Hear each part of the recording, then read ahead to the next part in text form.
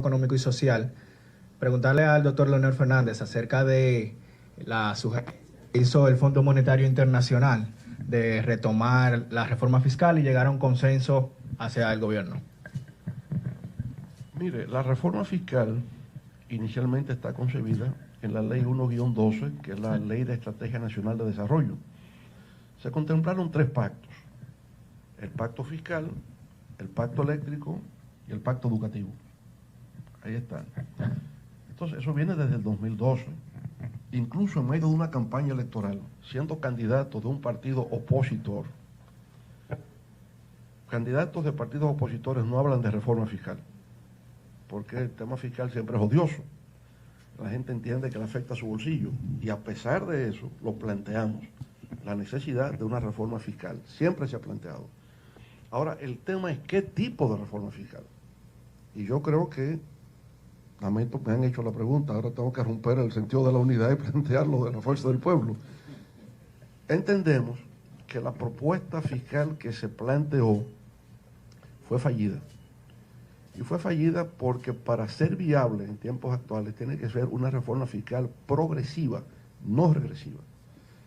Y esta reforma partió lamentablemente, de un hecho inaceptable, y es cambiar la noción de ITEVIS por IVA.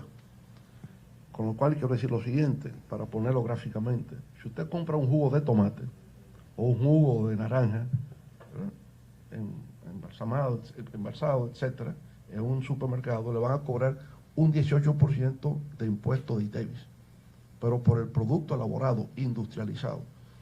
Si ahora tengo que pagar un 18% por comprar un tomate o por comprar una naranja, yo convertí el ITEVIS en un impuesto a valor agregado. Nosotros aquí en la Fuerza del Pueblo dijimos, el IVA no es impuesto a valor agregado, significa imposible vivir aquí. Eso es lo que significa IVA. Pero además eso se extendió a 190 productos alimenticios. Imagínense usted que haya que pagar 18% por comerse un guineo, por comerse un aguacate, por comerse un zapote. Es imposible.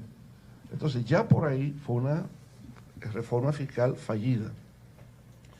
Que haya que pagar 18% por comprar carne de res, la carne de res, 18% por comprar carne de cerdo, se salvó el pollo, no grabaron el pollo, pero ¿qué ocurre desde el punto de vista económico?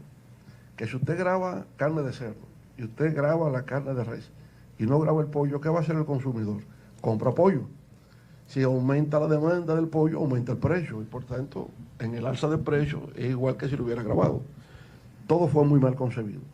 Todos los sectores se opusieron, y entonces el gobierno ha perdido cierta credibilidad para presentar una reforma fiscal.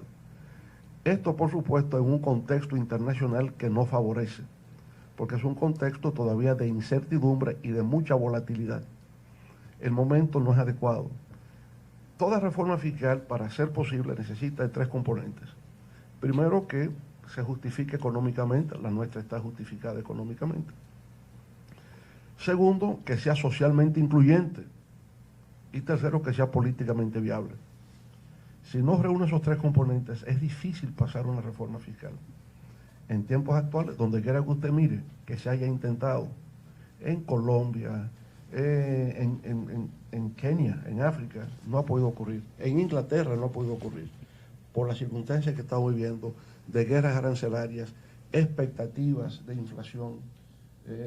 Todo eso conspira contra el momento, la coyuntura, para presentar un proyecto de reforma fiscal. Debió haberse hecho hace tiempo. Eso venía del 2012. Imprescindible para la economía dominicana de que se haga una reforma fiscal.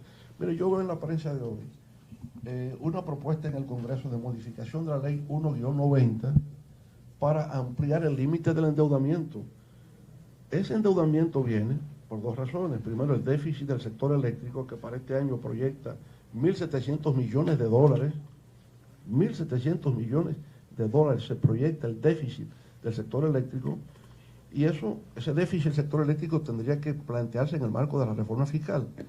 Pero estamos endeudándonos para cubrir apagones financieros.